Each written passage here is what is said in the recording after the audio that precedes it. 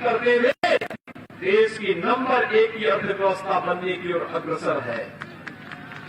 अलीगढ़ में राजा महेंद्र प्रताप सिंह जी के नाम पर विश्वविद्यालय की स्थापना, एटा में वीरांगना अवंतीबाई जी के नाम पर मेडिकल कॉलेज की स्थापना, बुलंदशहर में बाबूजी कल्याण सिंह जी के नाम पर मेडिकल कॉलेज के निर्माण की कार्रवाई,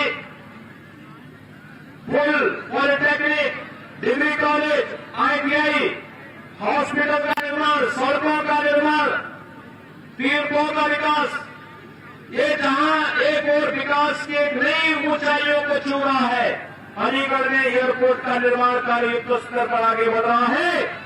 तो भाइयों बहनों, दूसरी ओर गरीब कल्याणकारी योजनाओं के माध्यम से भी हर एक गांव के विकास, हर एक अन्नदाता किसान के जीवन में खुशहाली लाने, हर एक नौजवान को रोजगार प्रदान करने की दिशा में, हर एक महिला को सम्मान और स्वावलंबन के साथ आगे बढ़ने के कार्यक्रम को आगे बढ़ाने का कार्य सरकार कर रही है।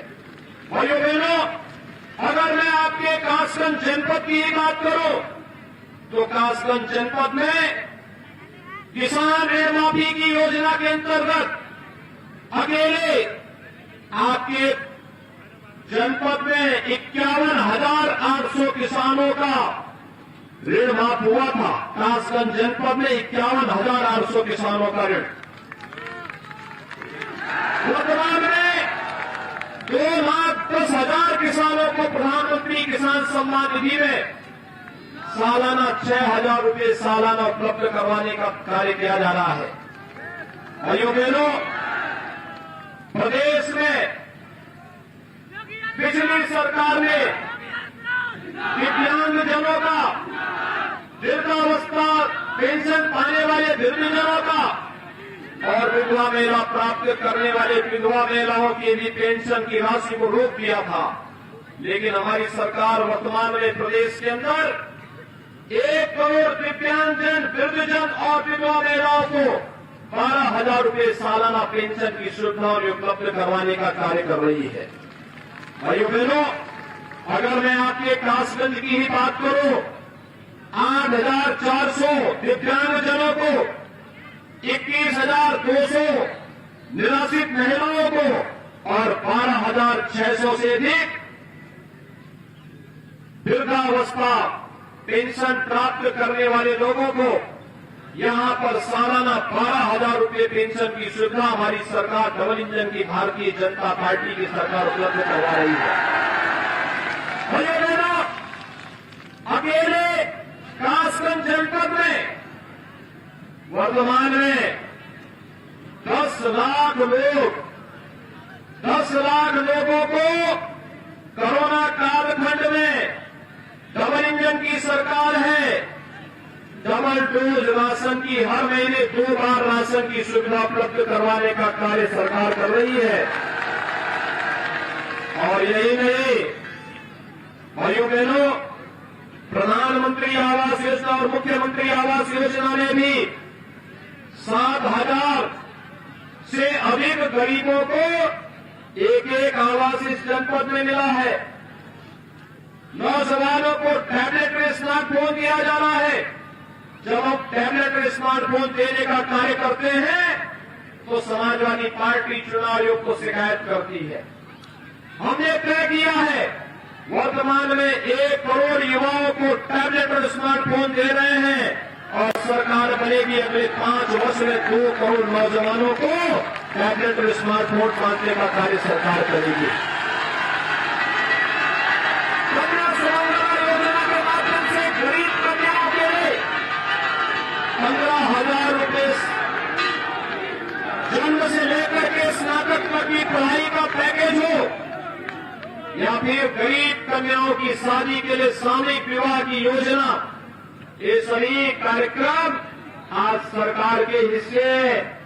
सरकार की संवेदना गांव के विकास के लिए है, गरीब के कल्याण के लिए है, महिलाओं के स्वावलंबन के लिए है, नौजवान के रोजगार के लिए है, अन्नदाता किसानों की खुशहाली के लिए है, व्यापारियों की सुरक्षा और बेटियों की सुरक्षा के प्रति है। लेकिन मैं पूछना चाहता हूं, समाजवादी पार्टी की सरकार क्या कर रही है? उनकी संवेदना किसके प्रति है?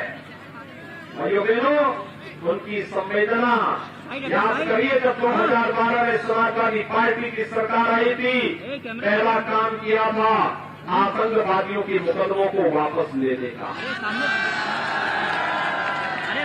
ये चीजें बहुत स्पष्ट है।